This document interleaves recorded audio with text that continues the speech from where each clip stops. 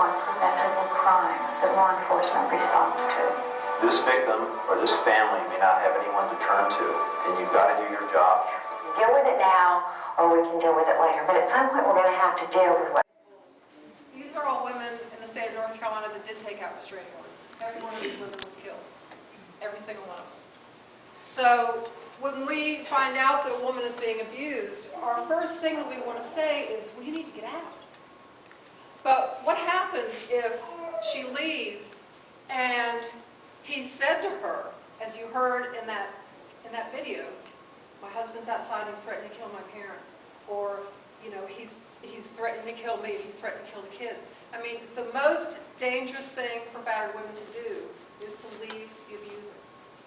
And it seems counterintuitive, it seems wrong, it seems screwy, but those of us who do this work know that the last thing we should ever say to a domestic violence victim is, if it was me, I'd just pack up and leave. You just need to pack your stuff up and go.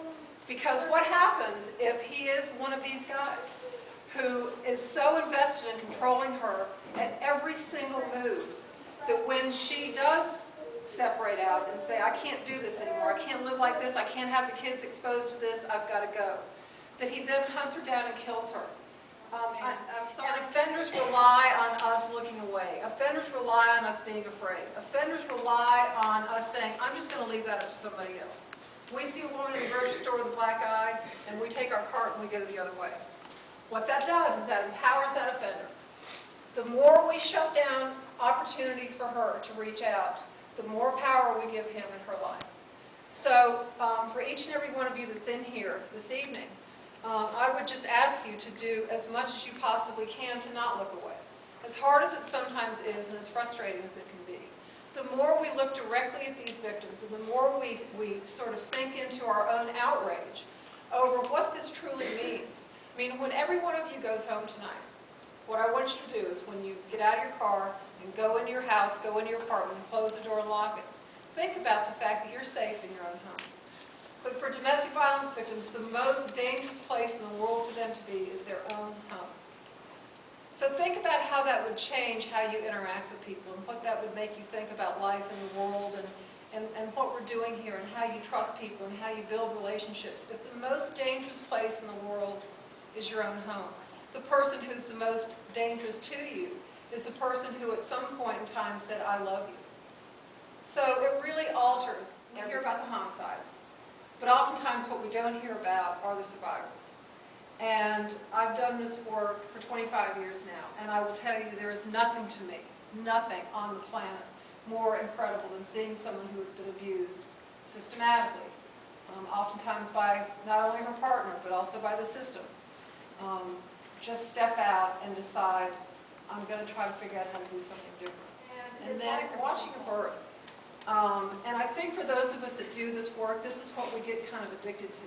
You know, to seeing the relief in her face, to seeing her engage with her community, to see her challenge herself in all these new ways, and to know that someone on this planet respects her and that she can trust them and that she can reach out to them, and you just watch her grow, and you just watch her grow and watch her grow.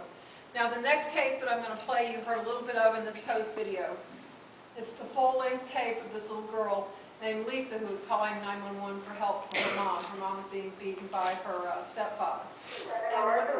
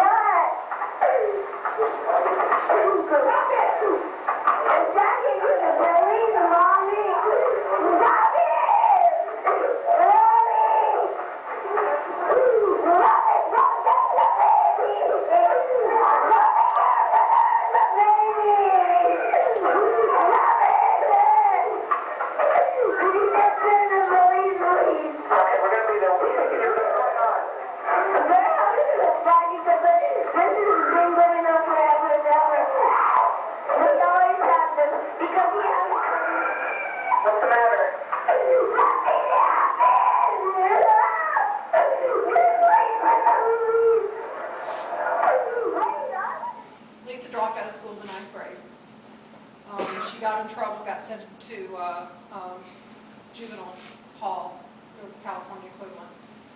and now has 2 little girls and is living finally on her own in a transitional house in San Diego. But she also got into an abusive relationship. Sort of no surprise, right? I mean, a lot of times when young women walk into this stuff, they walk into it because they think it's normal.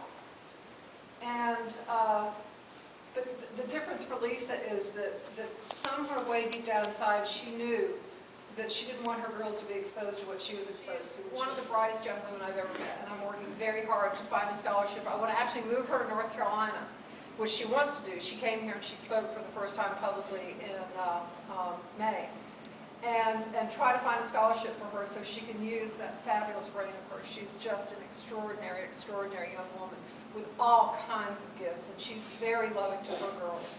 And she is such a good, in the midst of all this chaos, in the midst of all this trauma, up comes Lisa. And by the way, Pierre, the baby in this, the little infant baby, is now trying to be a senior in high school, but he was just charged with 3 felonies a couple weeks ago. So he's right now sitting in jail in San Diego.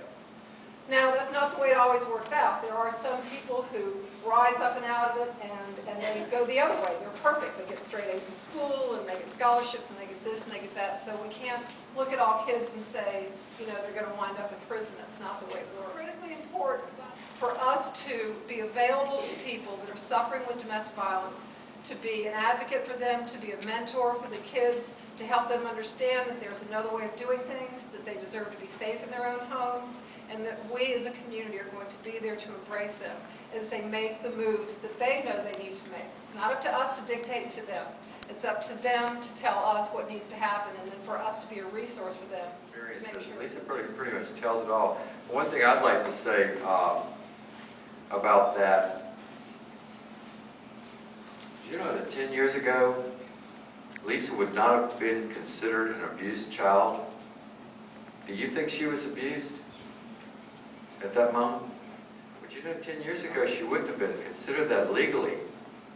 Now, thanks to people like kids and some other folks who have been involved in this issues, for just maybe 2001, the law passed that children witnessing domestic violence like that are victims of abuse. Now, that kind of gives you a grip on where we got to get to. That's just so short. That's such a short amount of time. The other thing is, I just want you to be clear what we're dealing with here. Now, we have made a lot of strides, but in the state of North Carolina, we still have a charge called misdemeanor assault with a deadly weapon. Sounds a little like an oxymoron, doesn't it? Misdemeanor assault with a deadly weapon. So your partner could shoot or stab you, and unless it involves some sort of serious bodily injury, there is a strong likelihood that by the time it really gets to court and really plays out in court, it's going to be reduced down to a misdemeanor. But it's a felony to steal a bale of pine straw. That's a fact. That's the law in North Carolina. So if there's anything about that y'all think doesn't make good sense, then my only message to you is get to work. Because we've got to change that. And the way we change it is with bright, intelligent, creative, energetic young people like you all. Hearing that and saying, well, that just doesn't, that can't be right. What can I do to make a difference? And tapping into that righteous outrage that you feel inside. And doing as much as you possibly can with it. This is what this movement is about. We have made change happen. We've got a long, long ways to go. We need the help of each and every one of you that care about this very, very, very simple and basic and yet profound issues. So, you know, you all look like you've got just tons and tons and tons of great ideas and great energy. I encourage you to do as much as you possibly can with it. Join this movement. Help us stop violence against women. Thank you.